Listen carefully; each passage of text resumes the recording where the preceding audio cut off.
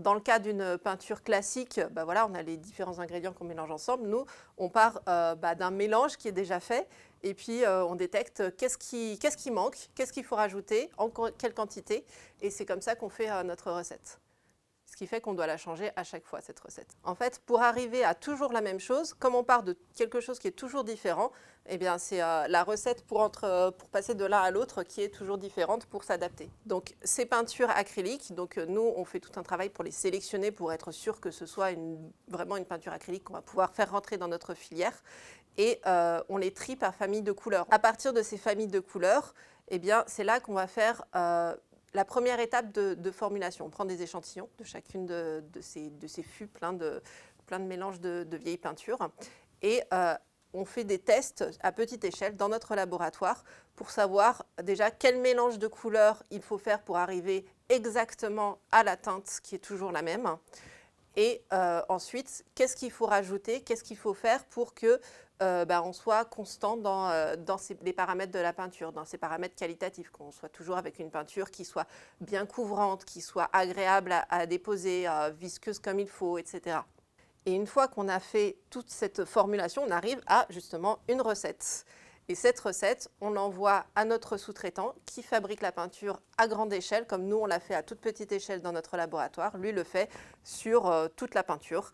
Et c'est comme ça qu'on récupère derrière nos pots. En fait, dans le bilan carbone d'une peinture, ce qu'il faut savoir, c'est que ce qui a vraiment un impact environnemental élevé dans une peinture, c'est les composants qu'il a fallu extraire, qu'il a fallu transformer avec de la chimie parfois un peu lourde selon les composants, et qu'il a fallu transporter parce qu'il y en a certains, ils viennent de l'autre bout de la planète. Et donc c'est ça qui est hyper pesant en fait dans le bilan carbone d'une peinture.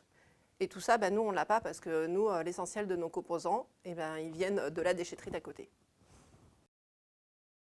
Mon rôle consiste à caractériser les différents fûts qu'on reçoit, faire la formulation et valider la couleur et le contrôle qualité des productions produites. Maintenant qu'on a le pot, donc on va commencer à le caractériser. Donc première étape étant de l'étaler pour voir son état. Donc là, je vais appliquer la peinture. Après, avec le spectrocolorimètre, on va remonter aux valeurs de LAB et d'opacité. Une fois que c'est sec, donc on passe sur l'étape de caractérisation. Les mesures de colorimétrie. Qu'est-ce que vous étudiez là? On mesure la colorimétrie, donc les valeurs LAB. On va l'enregistrer, on va comparer avec les autres. Une fois avoir caractérisé cette couleur-là, on s'en sert pour l'utiliser dans la formulation des peintures. Il y a des gens qui ont des réticences à utiliser ces peintures? Forcément un petit peu, parce que sur le principe, on se dit que c'est recyclé, donc c'est peut-être de moins bonne qualité, c'est récupéré.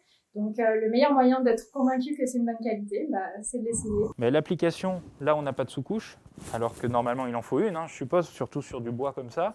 Effectivement, c'est mieux d'appliquer une sous-couche pour préparer le support, parce qu'au début il va beaucoup absorber la matière, et ensuite on applique 2 couches de finition. Certains clients n'appliquent qu'une couche, mais on préconise toujours 2 couches pour un résultat impeccable. Il y a moins d'odeur dans cette peinture, moi j'ai l'impression, par rapport aux peintures un peu traditionnelles, je sais pas, vous... Alors, il y a une odeur qui est un peu différente, mais surtout ce qu'il faut savoir, c'est qu'il y a moins de COV, ces composés nocifs qui donnent mal à la tête, et du coup ils ne sont pas présents dans nos peintures, donc quand vous peignez, même s'il y a une odeur, vous ne souffrerez pas de maux de tête derrière. Donc là j'ai fini de peindre, ma surface est peinte.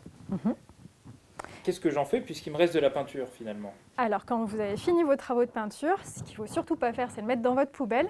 Il faut bien refermer le pot, le déposer en déchetterie et nous derrière on s'occupera de la recycler parce que les peintures recyclées sont recyclables.